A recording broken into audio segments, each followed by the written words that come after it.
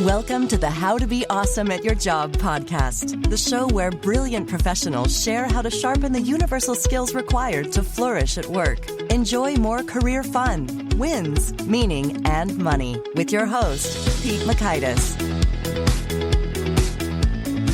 Hello, and thanks for joining us for episode 832 with Dr. Christina Maslach. We are talking burnout. And Christina is really one of the pioneering researchers, in fact, even popularized the very term burnout as it applies to us human beings. So we got a boatload of wisdom coming from her. You'll learn, 1, why burnout isn't just an individual problem, 2, the 6 key areas of job mismatch that cause burnout, and 3, what to do when you are burnt out. So if you want to check out the show notes or the transcript or the links to items we've referenced, please pay us a visit at awesomeatyourjob.com/EP832. And if it's your first time listening, welcome. So good to have you. I recommend you start at the beginning in terms of checking out the episodes sorted by earliest.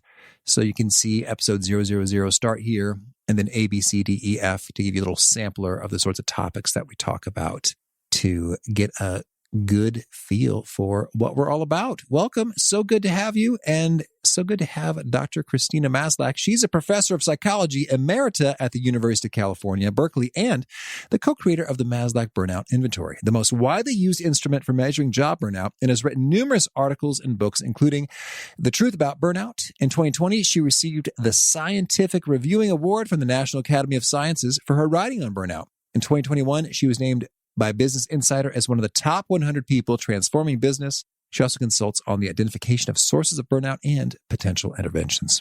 Big thanks to Christina for sharing her wisdom with us, and big thanks to our sponsors. Check them out.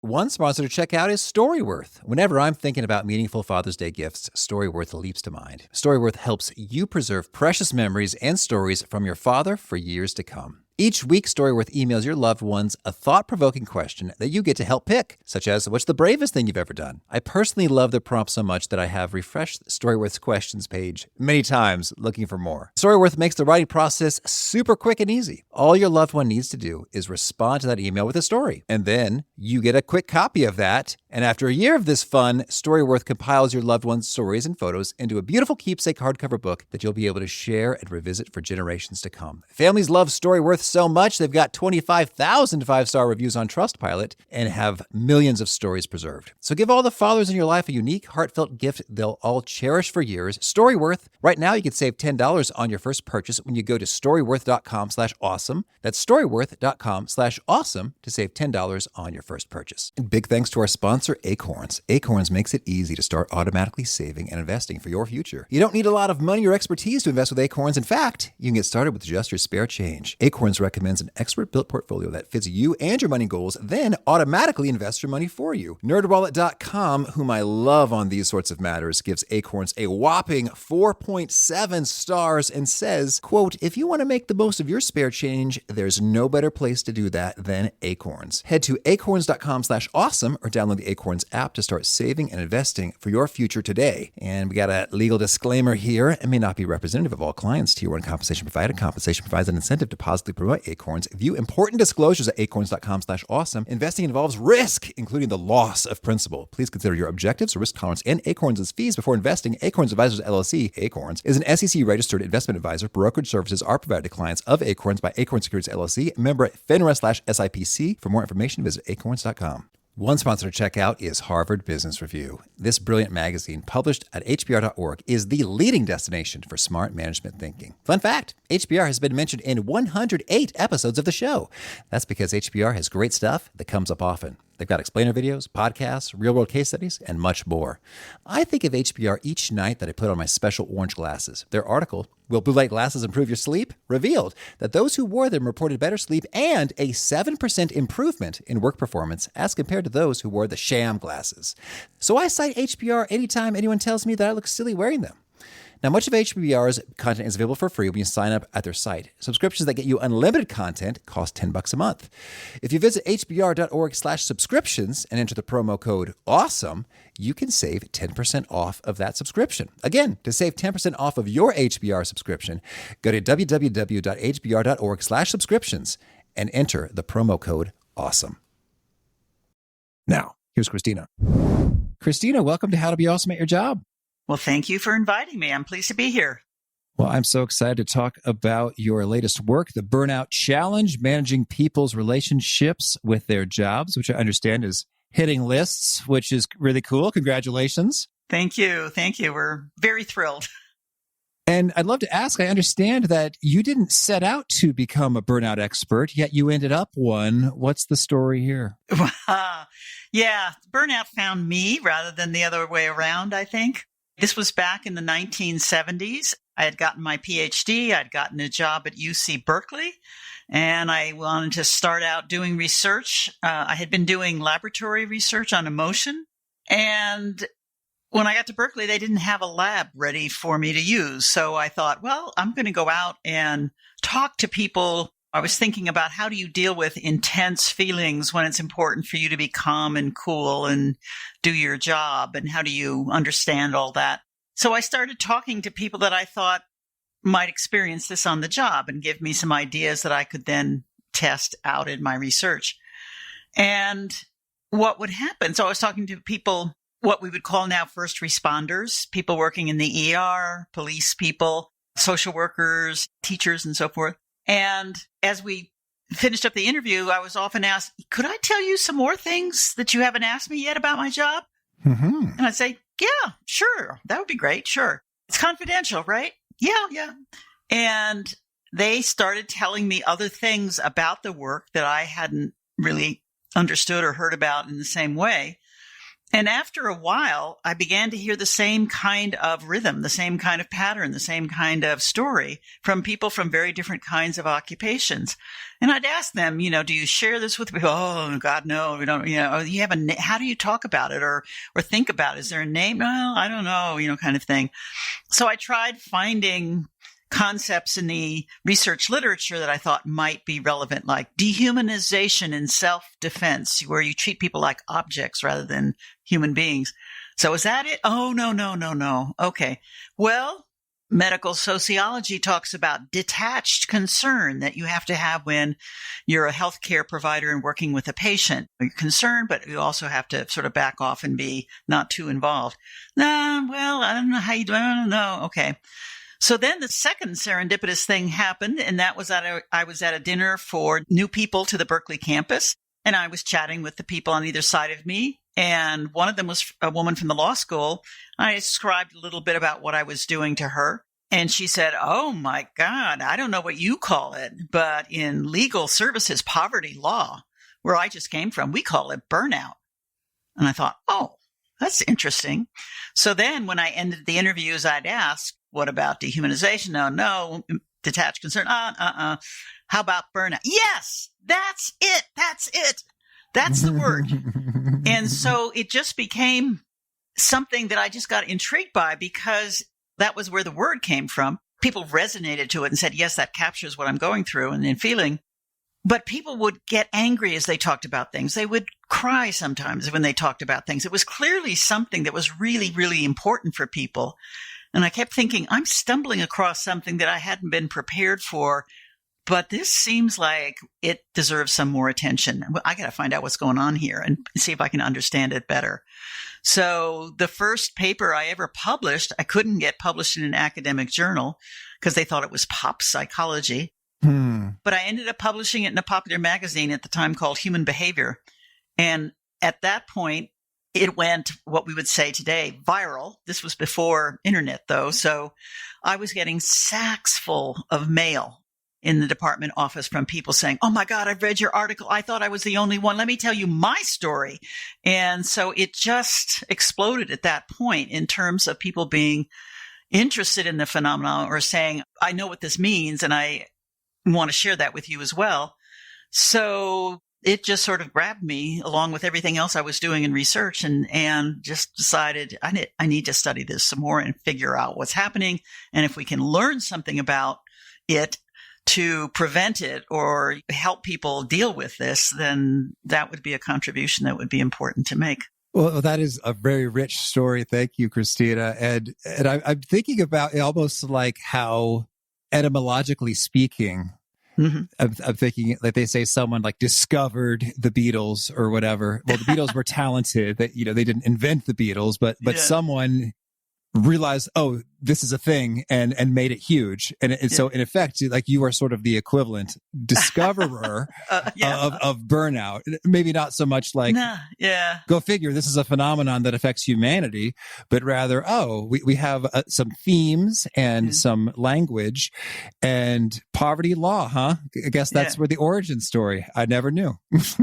That was one, but actually, if you look more broadly, I mean, that was my personal origin story, is that other woman. And in fact, I did an interview with her, which was amazing. And I've cited her as well because she was so good, thoughtful about all this. But if you look at the word burnout, it was appearing earlier. There were burnout shops in Silicon Valley in the 60s, 70s. There was burnout in engineering language. I mean, I'm the daughter of an engineer who did work for NASA on rarefied gas dynamics, and rocket boosters burn out, and light bulbs burn out, and ball bearings burn out. So there's a much longer history that goes before anybody was connecting it to something about the job. Mm-hmm. So even the word stress comes from physics, engineering kind of stuff. And, the load you put on like a bridge, and under what conditions will the bridge handle the load, or will it break, or some sort of thing like this. So I'm actually not the discoverer of the word. I certainly discovered people who were applying it to their job experience. Yeah. But there was even a novel Graham Greene wrote, A Burnt Out Case, back in 1960, I think it was, or 61. So there's longer roots. My wife and I met at a book club that was reading a Graham Greene book. Fun fact. Yeah. Let's talk about burnout. Tell us, you've had a role in popularizing the term for usage in humans in relation to their jobs. Mm-hmm. With all this research and history, any really striking discoveries you've made about burnout that are maybe not so well understood or counterintuitive to folks? Yeah, that's a good question, because I think for a long time, and certainly still now, the really dominant response to burnout is to say, what's wrong with the people on the job? It's looked at as an individual problem, a weakness, an illness, a medical condition. And so somehow you've got to be cured or treated or sent off to a doctor, a psychiatrist, what's wrong with you? And often the solutions, when you ask the question, who is burning out, are, well, what do we do for our people? Maybe we take Fridays off, or we'll shut down the company for a week, or maybe we need to do some other kinds of things. And it's fixing the people. Actually, what you're doing is focusing on the effects of burnout, but you're not looking at what's causing it. And that's a different question. That's why are people experiencing this? Not just who they are, but why. And when you look at why, then you're looking at what's the causal factors. And it turns out that burnout is a stress response to chronic job stressors that have not been well managed. So it's a management issue. It's like there's stuff on the job, chronic. The important part about that is it's most of the time. It's high frequency. It's a lot. It's always there. The stuff that wears you down. It's the pebbles in your shoe that are always getting in the way and making you uncomfortable and posing little obstacles to just getting the job done on time and do it well. And what we know about stress and coping is that it's much harder to recover from chronic job stressors, or chronic stressors, period, than it is for what we call acute stressors, occasional, we've got an emergency. Oh, there's a little crisis, but then we recover, get back, ready to go again and get a good night's sleep, and et cetera. So what happens with burnout is that it's not just stress, the exhaustion response. And people often use the word burnout to mean just that. I'm so tired. I'm burned out. No, burnout is when you're not only stressed and exhausted, don't have another, energy to do anything more, but you are becoming incredibly negative, hostile, cynical, take this job and shove it. So the whole job situation, the conditions, the people, the things you have to do are really, you are getting very negative about that and doing the bare minimum rather than trying to do your very best and still get a paycheck and get out of there. And a third component intertwined with all of this is you may begin feeling negative about yourself. What is wrong with me? Why am I here? Maybe I made a mistake going into this kind of, career. Not proud of what I've done. Maybe I'm not really good at this. Why should I do it? So when you get that trifecta, that triumvirate of the exhaustion of stress, the cynicism about the workplace, and the sense of, your job ineffectiveness. That's burnout. That's when you go numb. That's when you start having other health problems. That's when you quit or figure out how can I hang in there. And so the quality of performance of the work that you do is going downhill. And you're not being really much good to not just the people on the job, but your family or friends or, anybody else. So it can have rippling effects beyond the workplace. Okay, so that's how we know we got it. We're in it. We're in the midst of it. That's the view. So what are the root causes? Well, what we have found, and when I say we, I'm talking also about my co-author on the book, Michael Leiter from Canada, but also researchers around the world who've been doing work on this that led to the World Health Organization recognizing job burnout as an occupational phenomenon. And what we have found is that there are at least 6 areas in which the match or the good fit between people and their job are really critical. If there's a better fit, better matches, then people are more likely to be engaged with work and satisfied with it and feeling good about it. If there's really big mismatches, gaps between people and the job, then they are more at risk for burnout. So the 6 areas are, and they're not in order of importance at all. They're probably just in terms of how well known they are.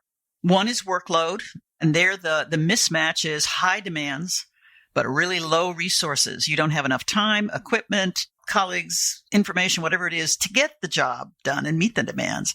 But often more important is the second area, which is control. How much say, discretion, autonomy do you have to do the job the best way possible, to course correct if something unexpected comes up? And when people talk often about their workload, they're saying it's an uncontrollable workload. I don't have any say about how much I have to do and when and where and da. So control is important. Third area is reward. And what that means is positive feedback when you do something well. So it could be salary and benefits, but it's also social recognition, that people recognize, thank you, pat you on the back, say, wow, thank you, really saved that meeting with that client. I mean, that was really good. Or maybe you could give me some tips on doing this. So you're getting a sense that you're doing a good job. People know you are, and you have new opportunities, perhaps. Fourth area is the workplace community. And that means all the people whose paths you cross in some fashion during your work.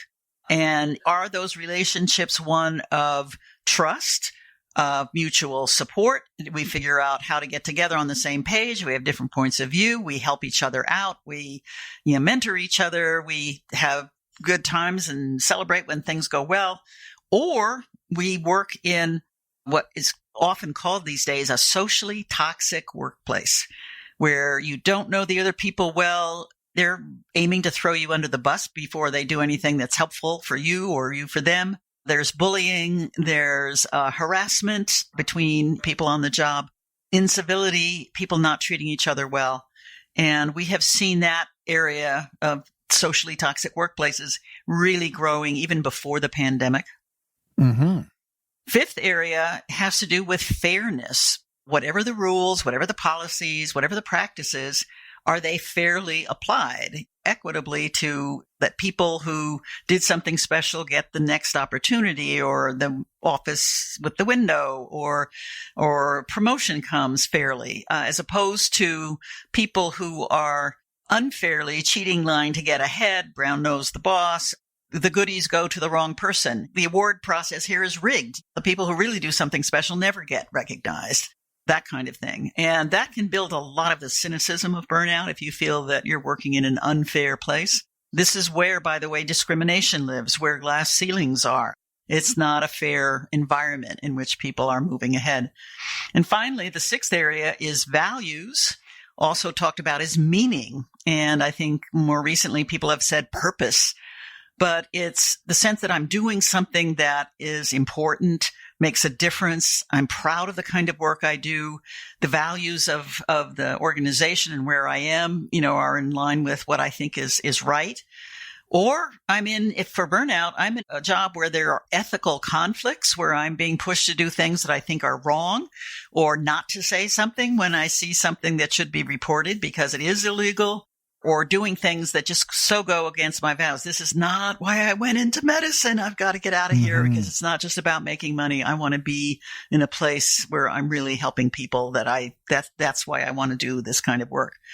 So those 6 areas can give you a sense of what's working well, but also what things are not working so well. And those can then give you some thoughts about, okay, how do we make that a little better? How do we deal with the chronic stressors in fairness or values or reward or whatever, and improve the conditions so that people are going to thrive in that workplace rather than get beaten down?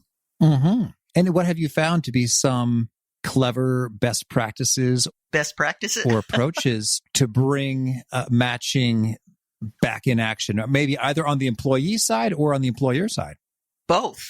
Yeah. Rather than making it either or, which is a tendency people have, is it the job or is it the person? Is it the boss or is it the employee?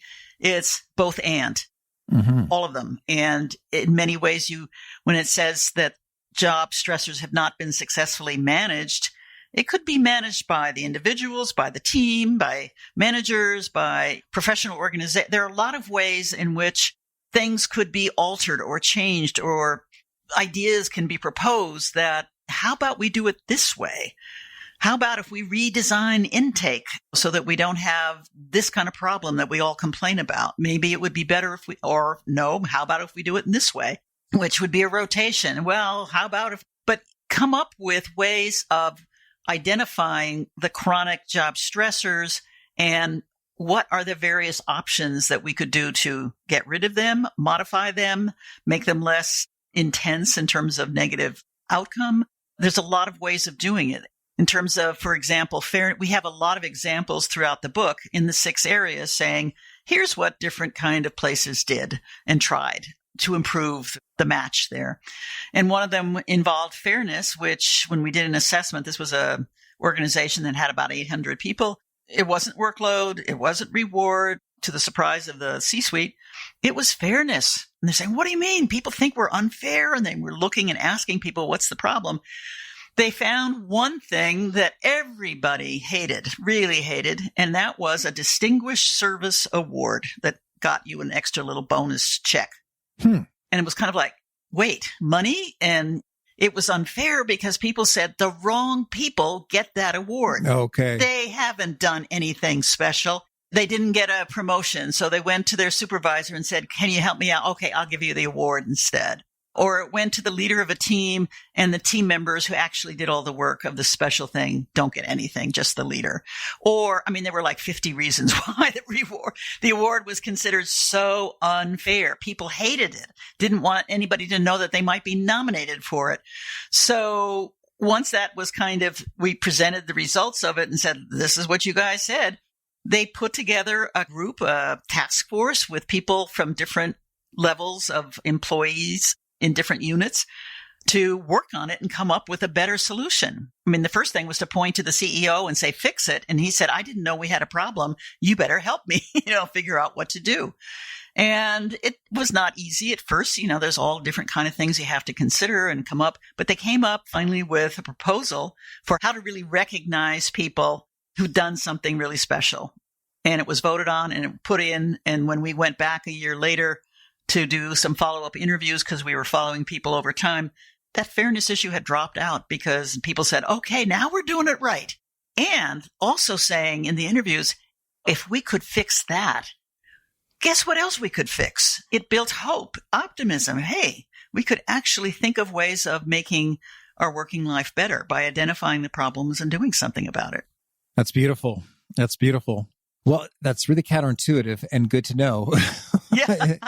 That your intentions might be nice, but in practice, things can get abused such that recognition harms more than it helps. Yeah. And fairness, if you think about it, really, it's a really important core psychological need, social psychological need that we all have. Everybody, human beings. We want to be treated fairly in life. We want to be treated fairly in court, for example, legal system, even if we end up not winning a case, let's say in the legal system, if we feel we've been treated fairly, then we'll be okay with it. Just to take it back to a small example from my own career, I teach a lot of students in classes. And sometimes student will come in and say, oh, I think I got an unfair grade on the test or on the paper. And well, I think I need more points. And I'll set up a process, and other people do too. We'll get somebody else to do a new grading, not knowing what the original one was. And whatever that second grade is, it could be better. It could also be worse. And you can lay out what you think entitles you to more, a better grade on that. And then you let them know, here's what a second independent person said. It could be me, the teacher, as opposed to my teaching assistants. And then it's like, oh, okay, got it. This is why you didn't get the full thing here. Or yes, we should have given you more recognition of what you did. But the fairness of the process is critical, that it's not being biased, that it's not being slanted in different ways towards some people and not towards others, and that kind of thing. So the fit that we're talking about here is a more psychological fit with these core needs like fairness, belongingness, psychological safety. Much like we have always been for many, many years, we've always been concerned about the fit physically between the body, human body, and the chair you sit in or the computer station. And we've redesigned those so that you don't blow out your fingers and wrists with carpal tunnel syndrome. So it's like recognizing that the human body functions best if supported in certain ways. And how do we change the environment to better fit and support the body doing whatever the work is? What we're finding is same principle exists when what is the things that make people feel competent and getting better at their job and feeling like they're a part of a good team and being treated fairly. And those matter a lot. Mm-hmm. Okay. So much good stuff. Thank you. Yeah. So I'm curious if one finds oneself burnt out. Yeah. What do you recommend the very first steps, 1, 2, 3, about where to go from there? Well, I think one of the first steps is to realize that you may not be alone. There may be other people who are having similar issues or problems or whatever. So part of it is to find out a little bit more about, do other people share some of these responses to these chronic job stressors? If you're the only one, then it may suggest to you, this is not the place for me. I better go somewhere else. But if there are other people who are also, doesn't have to be burned out necessarily, but are also struggling with the same, we don't have the things we need to do the job well, then it's a way to sort of shift from me to we and say, how could we do this better? People often ask, do I have to go to my supervisor or, manager and say I'm burned out and can you accommodate me in some way? And I'm saying no, because I think that's just going to make it more your problem and stigmatize you.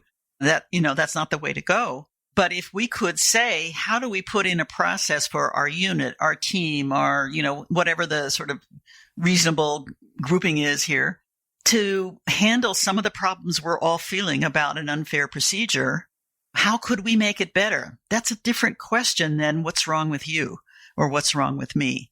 And so having a little bit more of a social power somehow, or to ask that as part of the regular meetings we have, do we have something where we can periodically check in, like having an organizational checkup instead of a medical checkup?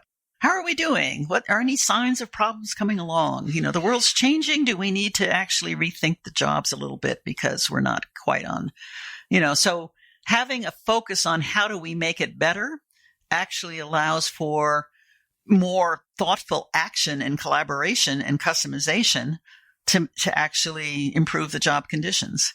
And that's ultimately what will prevent burnout rather than just helping people cope with it. Because coping doesn't usually change the sources of the problem. Okay. Thank you. Well, tell me, anything else you want to make sure to mention before we shift gears and hear about some of your favorite things? Oh, I think just to sort of reemphasize the point that burnout is as much about the job conditions, the social, environmental conditions, as it is about the people who are in those conditions doing the job. And we have to look at both.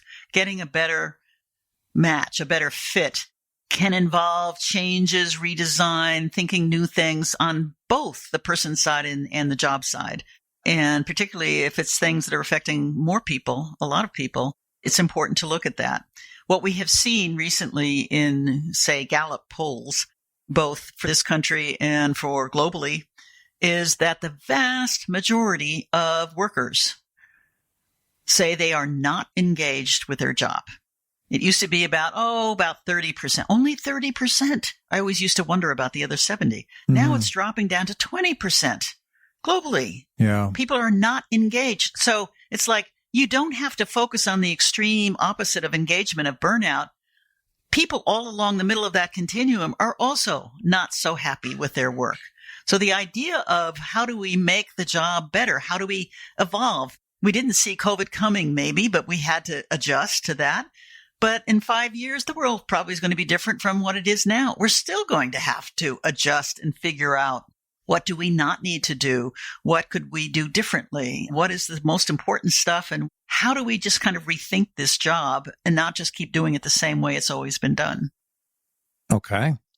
Beautiful. Thank you. Well, now could you share a favorite quote, something you find inspiring? I think one of the things that has always been important for me is something that I think I learned being raised in a Quaker tradition. And it was not what my parents had been raised as, but it was something that they chose at that time. And one of the things about that is that the sort of the general beliefs about other human beings are the assumption that there is always some good in everyone, and your job is to look for it and make sure that whatever you can do to help it blossom even more. And so rather than just sort of saying, oh, these people are not good, they can't do the job, they've got a problem, saying, wait a minute, there could be ways in which they could be really valuable assets, and you invested in them and hired them. And how do we make what they've got to come out and really make a good contribution on that? And it may be different in different kind of cases, but I think that basic philosophy of always looking for what's good in people is something that has always been a part of my research and teaching. And so it's like, how do if I learn something, if I found out about something, how do we pass it on and make it usable so that things can get a little bit better? Okay. And could you share a particularly favorite study or experiment or bit of research? I think of, in my own work, some of the interviews that I've done with people that have really just completely changed what I understood and thought about the kind of work that they do. And I had one person who, when he was a practicing psychologist in a mental health clinic in the Midwest, and he read the article I wrote in 76, the first article in the Human Behavior. And as I said, that somehow was generating all kind of attention. He wrote me a letter that was one of the most beautiful letters and completely grasped everything about burnout that I could ever imagine, way better than I can even think of with all the data and stuff like that. And he just put it all in these beautiful, amazing words, which I have then quoted in my books and everything since then. And one day there was a knock on my door, and it turned out it was this man who had moved out to the West Coast, had decided to get his PhD. He had a master's, but he was going to get a PhD and go into practice. And he has become an expert on treating people and, helping people deal with burnout issues. And he is someone who had been at the darkest point of burnout and ended up having a life that was really great, overcame all these things and was able to make a good life and to help other people better understand what they could do about it. So knowing those kind of stories, what's possible, that kind of thing really has given us a much better understanding of what burnout is all about. Okay. And a favorite book? When I was young, my friends and I became enamored of Nancy Drew mystery stories. And it's been interesting because it's always been, there's something happening and there's clues and you're trying to figure out what it is and can you come up with a solution and come out with an answer that might prevent bad things from happening. The other thing I would say is that, again, as a young child, somebody gave me a children's book of archaeology, and I fell in love with archaeology. And again, you're looking for clues. You're trying to understand how people lived in earlier years in different places. And I discovered later on in life that Sigmund Freud was a great admirer of archaeology. So I thought, oh, okay, this is good. All right. And a favorite tool, something you used to be awesome at your job? Well, I don't think of it as a tool, but I think of it as a critical thing for what I do. And that is getting at least one other pair of eyes on what I've written. Mm-hmm. We haven't got a tool yet that really quite does it, but it's like a really good editor, a colleague, somebody with a different point of view who kind of looks at your writing and says, have you thought about this? Why don't you say it this way? I don't understand that example. And then talking with them about how they're seeing it and what I said and what I'm trying to do. And maybe it's not coming across clearly and stuff. So I just find that kind of interpersonal sharing of work and having different people weigh in on and giving me feedback is probably the most important thing that I've had in the work over the years. All right. And if folks want to learn more or get in touch, where would you point them? I would point them to my website at the University of California, Berkeley, in the psychology department. And there is a listing there. I'm now an Emerita professor, which means that I'm retired, but I'm still actively involved. And so that would be the psychology department at UC Berkeley. Also, I would recommend the Healthy Workplaces Center at UC Berkeley. I'm a researcher affiliated with that, and I've learned a lot more about the workplace because in that center, interdisciplinary center, I get to talk to architects and designers and economists and all kinds of other people who each have a different kind of perspective and point of view and contribution to make to what the workplaces look like and how they function and how they go about doing the kind of work that they do. Mm-hmm. And do you have a final challenge or call to action for folks looking to be awesome at their jobs? I would say that the challenge is really to see this as a continuing process of how do we get better at supporting people doing the kind of work that our society needs. And I think this is a particularly important challenge now because I'm hearing about all kinds of people who are leaving jobs. They are not going back into nursing or being physicians. They are not going back to teaching. We need teachers. We need doctors and nurses in terms of our health and well-being. So the challenge of designing a better workplace is the answer to burnout rather than trying to figure out what's wrong with people who get too stressed and burned out by the job. There's a larger lesson of how do we get the best return on the investment that we make in people and their contributions to all of our society. And that means really focusing on the environment and the job conditions and that situation, as well as on the training and the feedback and its stuff as well for the individual employees. All right. Well, Christina, thank you. This has been a treat. I wish you much luck and fun and very little burnout. Thank you. I wish the very same to you and everybody else. That's a great way to end. I love what Christina had to say about those 6 causes. It's not all just workload, but workload, control, reward, community, fairness, values. I love a nice, tidy set of categories to help diagnose what could be going on here, because the solutions may look very different if it's a workload issue versus a fairness issue. Great stuff from Christina. Again, the show notes, the transcript, the links to items we've referenced are at awesomeatyourjob.com/EP832. Hope to catch you next time. And peace. Thanks for listening. To get the most out of the show, we recommend 2 key things. First, check out the extra resources at awesomeatyourjob.com. You can find this episode's transcript and links, as well as the perfect episode for your situation. You can search the full text transcripts of hundreds of episodes or explore episodes tagged by topic and competency covered. Second, subscribe to the podcast and get future episodes automatically. You can subscribe by telling Siri and several other smartphones and speakers, subscribe to the How to Be Awesome at Your Job podcast, or by tapping subscribe in your podcast player of choice. If you'd like some extra help figuring out podcasts and how subscriptions work, visit awesomeatyourjob.com/subscribe for guidance. Hope to catch you on the next episode of How to Be Awesome at Your Job.